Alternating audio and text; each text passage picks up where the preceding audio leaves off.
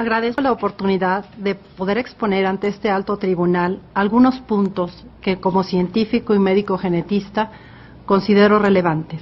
Soy la doctora María del Pilar Calva Mercado, mexicana, médico con especialidad en genética humana, subespecialidad en citogenética y maestría en bioética. Miembro de 4 academias de bioética a nivel nacional e internacional. Primera pregunta: ¿el embrión es un puñado de células o un ser humano? Los seres humanos tenemos nuestro material de herencia en el DNA, el genoma humano, organizado en 46 cromosomas en cada una de las células somáticas. Solo los gametos tienen solo 23.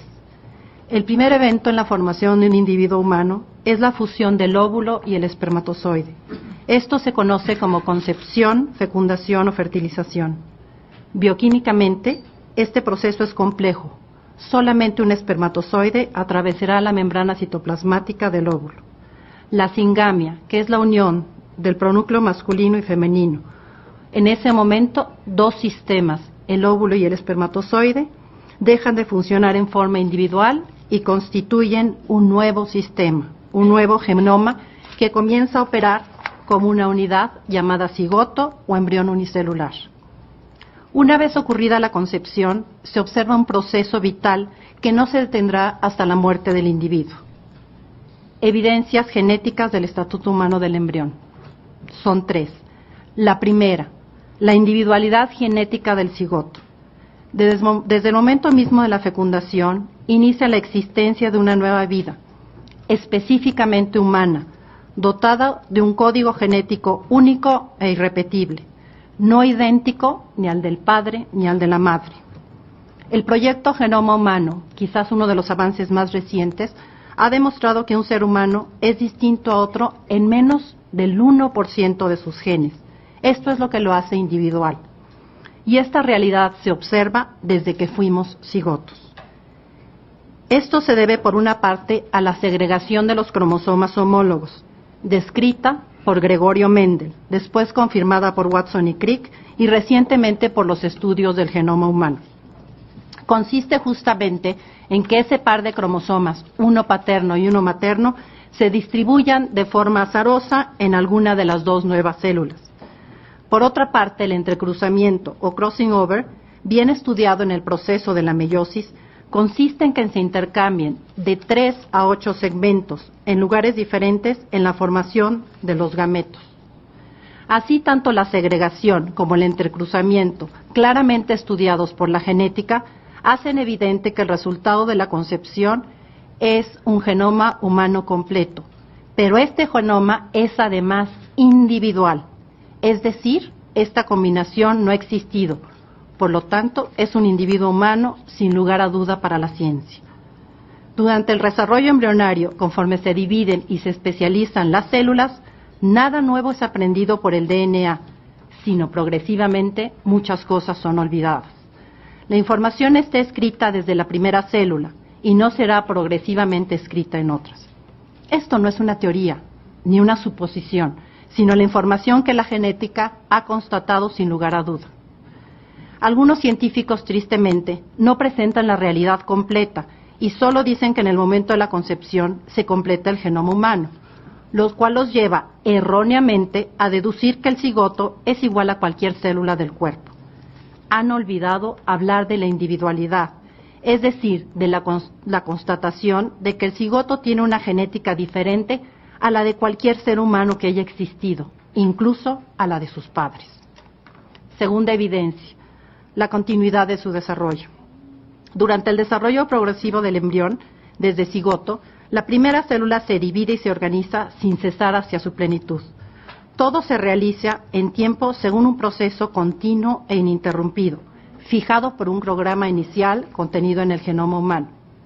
Es necesario recordar que el carácter potencial de la información genética, por lo cual lo que está presente en el patrimonio genético no es formalmente el cerebro ni ningún otro órgano, sino únicamente el programa de su formación futura.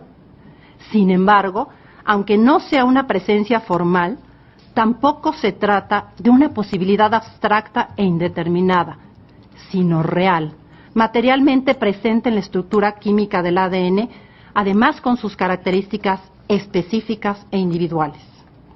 La ciencia nos conduce a afirmar que si ello no fuese humano, desde el inicio de su vida individual en la concepción, no se volvería jamás. Para quienes quieren redefinir el inicio del embarazo, como es el caso de esta ley, a partir de la implantación, habría que solicitarles, con todo rigor científico, que determinaran a qué especie pertenece el organismo en sus primeros días, pues sin duda es un ser vivo para la biología.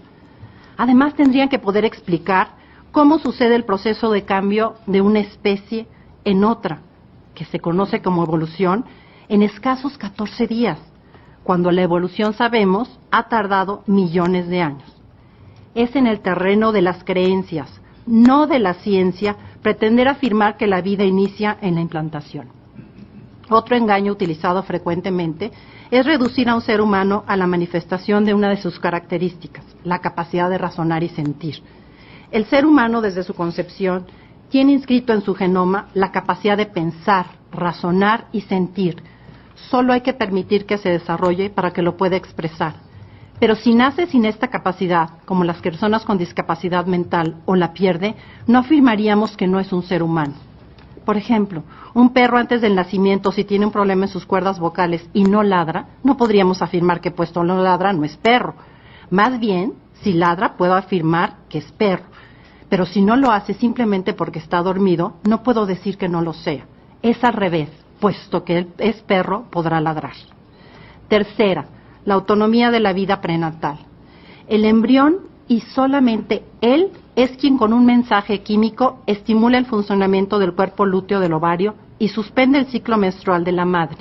Esto sucede en un minúsculo embrión que al 6º o 7º día de vida, es decir, después de su concepción, mide 1.5 milímetros de largo y ya está en condiciones de decidir su propio destino.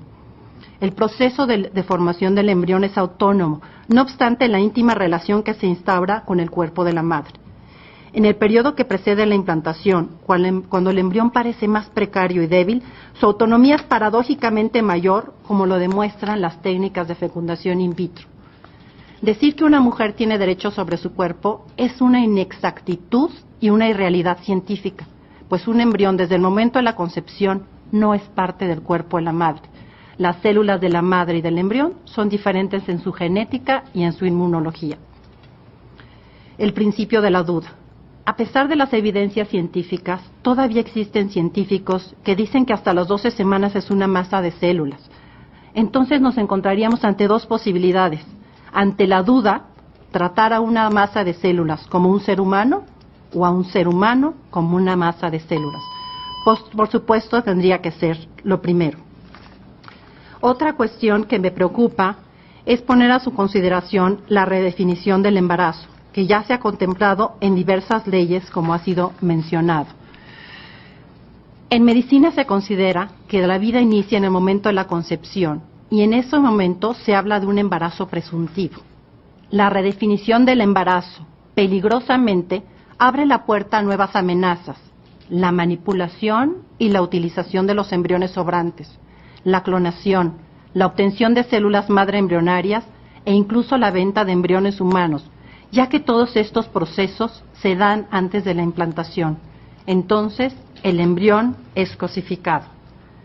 La ciencia debe servir al ser humano. Los médicos como profesionistas estamos para defender la vida y la salud y evitar las enfermedades, tratar siempre de curar a los enfermos y cuando no lo podemos hacer, debemos aliviarlos y consolarlos. Señores y señoras ministras, mi conclusión sería: el inicio preciso de todo ser humano es cuando la información genética necesaria y suficiente se reúne dentro de una célula, el óvulo fertilizado, y este momento es la concepción. Por lo tanto, toda acción sobre un embrión, desde el momento de la concepción, se realiza sobre un individuo humano, constatación de la genética humana. Muchas gracias.